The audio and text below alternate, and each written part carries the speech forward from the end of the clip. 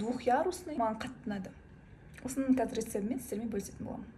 Ал достар, японский панкейкті жасауға кірсек, ең алдымен жұмыртқаларды сарысынан ажыратып аламыз. Назар аударыңыздар, жұмыртқаның сарысы ағына кетіп қалмау керек. Және жұмыртқаның ағын салған ыдыс өте құрғақ болу қажет. Енді осы белоктарымызды 5-10 минутқа морозильникке жібереміз. Ал енді жылтоктарымызды жақсылап миксерлейміз. Сүт міндетті емес, бірақ рецепт бойынша қосу керек деп айтқан, енді қосып көреміз. Енді крахмалымызға осы разрыхлительді араластырып, кукурузный крахмал менде соны жылтоққа сеуіп, тағы да жақсылап барлығын араластырып аламыз. Араласпаған ұндарды осылай лопаткамен стенадан түсіріп массамызға қосамыз. Ал енді миксердің венчиктерін дайындаймыз. Жақсылап салфеткамен құрғатып аламыз. Белокты салатын ыдысты да жақсылап салфеткамен сүртіп құрғатып аламыз. Бір капля су болмау қажет. Бір кішкентай тамшы су кетіп қалса, белоктарымыз үлпілдек болып көтеріліп миксерленбей қалады. Ал енді өздеріңіз көріп тұрғандай морозильниктегі мұздай белоктарымызды алып бірден миксерлеуге кірісіп кеттім. Бірінші ең жай скоростта миксерлейсіздер, жайлап скоростын қосасыздар. Белок сәл кремге айналып басталғанда қантты қосасыздар да жақсылап араластырасыздар. Осылай тостақты төңкерген кезде құламауы қажет. Дәл осылай кондитерский мешокқа салып, дәл осылай пісіргім келді, бірақ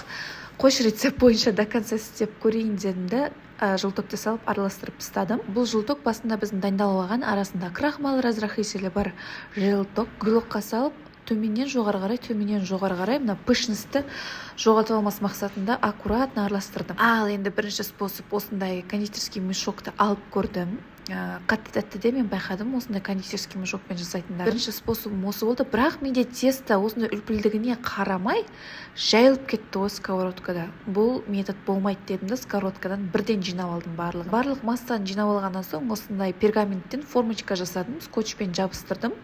Және де массаның барлығын осының ішіне құйдым. Бірінші сковородканы кішкене майлап алдым. Антипригарный сковородка болу керек міндетті түрде. Және жан-жағынан су септім да, крышка болмағаннан соң мен кастрюлькамен жауып қойдым. Бағанағы су кастрюльканың ішінде испаряться етеді да, буы шығады. Сол буымен орта жағы піседі. Ал енді момент истины, мына жерде мен бірінші рет аудардым панкейктерді, кішкене жан-жағы жағып кетті. Но ничего страшного, біз салфеткамен сүртіп ала қоямыз. Біз Японияға барып келген жоқпыз, бірақ та японский панкейктің дәміне ұқсас десертті шығаруға болады. Осылай кішкене жан-жағына су құйып, тағы да крышкасын жауып, бір 3-4 минуттай ұстайсыздар. Одан соң тарелкаға салып, пергаментін жайлап шешіп ала берсеңіздер болады. Осындай бізде биік панкейк пайда болды, арасы толықтай піскен. Қалған тестомызды осылай пергамент жасап форманың ішіне құямыз. Формадан тесто осылай шығып кетіп бара жатса, қолменен форманың үстінен бір 5-10 секунд ұстап тұрсаңыздар болады.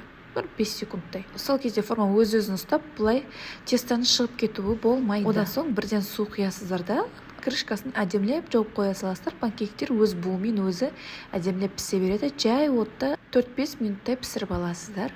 Қатты отқа қоймаңыздар, күйіп кетуі мүмкін. 4 минуттан соң астын жайлап көтеріп, тағы да аударып аламыз. Аудармас бұрын пергамент қағазының бортиктері ұзын болып тұратын болса, аударылуға келмесе, артық қағазын қайшымен немесе пышақпен кесіп тастауға болады пісіру барысында. Мінекей бізде осындай керемет екінші панкейкіміз шықты. Мен өте қатты қуандым осындай панкейк менде шыққанда. Өте дәмді қыздар. Екеуін жақсылап пісіріп алғаннан соң оформленияға көштім. Екі панкейкті мен Орео стилінде оформить еткім келді. Ол үшін мен осындай Қазақстан шоколадын водяной баняда ертіп алдым. Орео және де банандарды алып келдім.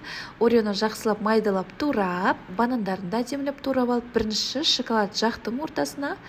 Шоколад жаққаннан соң кез келген начинканы қолдана берсеңіздер болады. Мен банан және де Ореоны қолдандым. Екінші слойын үстіне қойып, тағы да шоколад жағып, үстіне Орео банандарды қолдандым. Сонымен менде әдемі былқылдайтын панкейктер шықты. Дәмі өте керемет.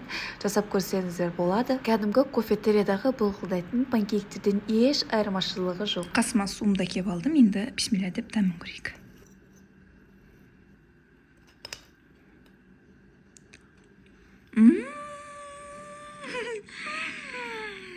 Өте дәмді шыққан панкейктер болды мен үшін. Алдағы уақытта панкейктердің тағы да жаңа видеосын салуға тырысамын. Бірақ осы рецептпен жасап көруге кеңес беремін.